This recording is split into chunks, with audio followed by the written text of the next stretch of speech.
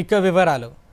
కులగణన సర్వేలో పాల్గొనని వారిని రాష్ట్ర ప్రభుత్వం మరోసారికి అవకాశం కల్పించింది. ఈ నెల 16 నుంచి నెలాఖరు వరకు సర్వే నిర్వహిస్తామని, ఇప్పటి వరకు వివరాలు నమోదు చేసుకుని వారు ఈ అవకాశాన్ని వినియోగించుకోవాలని ఉప ముఖ్యమంత్రి మల్లు భట్టి విక్రమార్క తెలిపారు.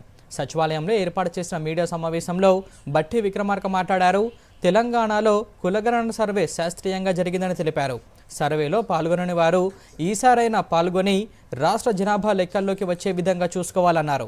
బీసీలకు 42% రిజర్వేషన్లపై మార్చి మొదటి వారంలో క్యాబినెట్ తీర్మానం చేస్తామని, శాసనసభలో బిల్లు పెట్టి చట్టబద్ధం చేయాలని నిర్ణయించామన్నారు.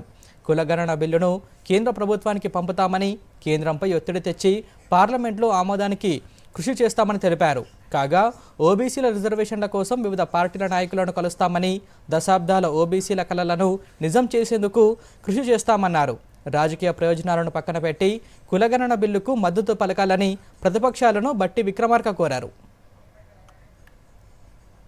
ఎన్యూమరేషన్ చేపించుకోవడానికి ఈ లెఫ్ట్ ఓవర్ ఫ్యామిలీస్కి ఫిబ్రవరి 16వ తారీఖు నుంచి 28వ తారీఖు వరకు ఒక అవకాశం ఇవ్వాలని చెప్పి నిర్ణయం చేసింది.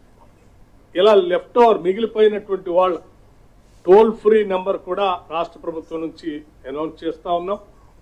మండల వారిగా, డివిజన్ వారిగా గతంలో ఏ రకంగా అయితే ఎన్యూమరేషన్ చేశామో ఆయా మండలాల్లో ఆ మండల్ డెవలప్మెంట్ అధికారి దగ్గర ప్రజాపాలన సందర్భంగా ఏర్పాటు చేసిన వ్యవస్థలో అక్కడ తిరిగి ఆ మిగిలిపోయినటువంటి వాళ్ళు ఎవరైనా వస్తే వచ్చి అక్కడ అప్లికేషన్స్ ఇవ్వచ్చు.